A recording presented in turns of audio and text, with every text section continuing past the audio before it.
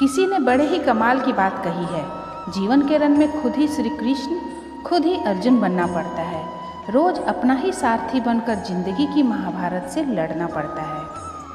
पौराणिक कथा के अनुसार एक बार की बात है, किसी नगर में एक राजा ने एक मंदिर बनवाया जिसमें श्री कृष्ण की एक मूर्ति भी रखवाई, लेकिन उसकी कभी पूजा नहीं की। पूजा करने के लिए मंदिर में एक पुजारी को रखा गया। पुजारी नियमित कन्हैया जी को नहलाता और बड़ी ही श्रद्धा भाव से उनकी पूजा अर्चना करता। राजा भी रोज कान्हा जी के लिए एक फूलों की माला भेज देता था। जब वह दर्शन करने आता तो पुजारी उस माला को उतारकर राजा को पहना देता। ऐसा करते करते पुजारी की भी उम्र बीत चुकी थी। एक दिन किसी वजह से राजा नहीं आ सका तो उसने एक सेवक के हाथ मंदिर में माला पहुंचवा दी और कहलवा दिया कि आज वह मंदिर नहीं आएगा, इसीलिए पुजारी उसका इंतज़ार ना करे। इतना कहकर सेवक चला गया।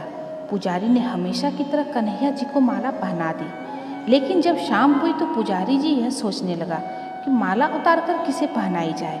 उसने सोचा, क्यों न ये माला आज मैं पहन लूँ। वैसे मेरी भी तो उम्र हो चली है, जीवन का क्या पता कब खत्म हो जाए।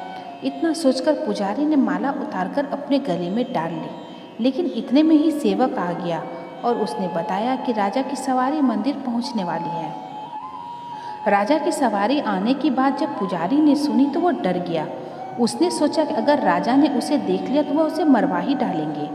आनन फानन में पुजारी ने माला उतारकर वापस कन्हैया जी को पहना दी। जैसे ही राजा अंदर आया तो हमेशा की ही तरह पुजारी ने माला कान्हा जी के गले से उतारकर राजा को पहना दी, लेकिन माला पर लगा सफ़ेद बाल देखकर राजा समझ गए कि पुजारी ने यह माला स्वयं ही पहनी थी। बस फिर क्या था। राजा क्रोधित हो उठे और उन्होंने गुस्से में पुजारी से कहा कि माला पर सफ़ेद बाल कहाँ से आया। तब राजा की बात सुनकर पुजारी डर गया और बोल पड़ा, ये तो कन्हैया जी का है। अब तो राजा और भी क्रोधित हो गए, क्योंकि कान्हा तो भगवान है और उनके बाल सफ़ेद कैसे हो सकते हैं। इसलिए राजा ने फरमान सुना डाला कि कल श्रृंगार के समय राजा खुद आएंगे और देखेंगे कि सच में ही कान्हा जी का सफ़ेद बाल है या पुजारी झूठ बोल रहा है।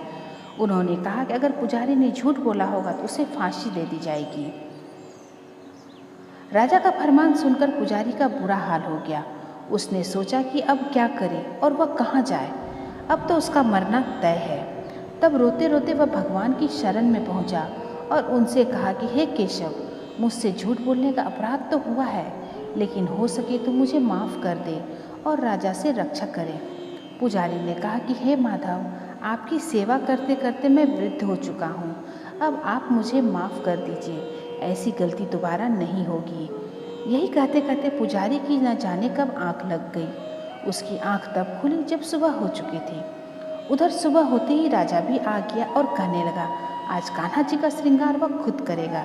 ऐसा कहकर जैसे ही राजा ने कान्हा जी का मुकुट उतारा तो देखा कि श्री कृष्ण के तो सारे बाल ही सफ़ेद हैं। लेकिन राजा को फिर भी यकीन नहीं हुआ। उसे लगा कि फांसी के डर से पुजारी जी ने ही बालों को रंग दिया होगा। राजा ने ऐसा सोचा कि क्यों न कन्हैया जी का एक बाल तोड़कर देखा जाए। इसके बाद राजा ने कान्हा जी का एक बाल तोड़ लिया, लेकिन जैसे ही बाल टूटा कन्हैया जी के सिर से खून की धारा बहने लगी। यह देखकर राजा भगवान के चरणों में गिरकर माफ़ी मांगने लगा।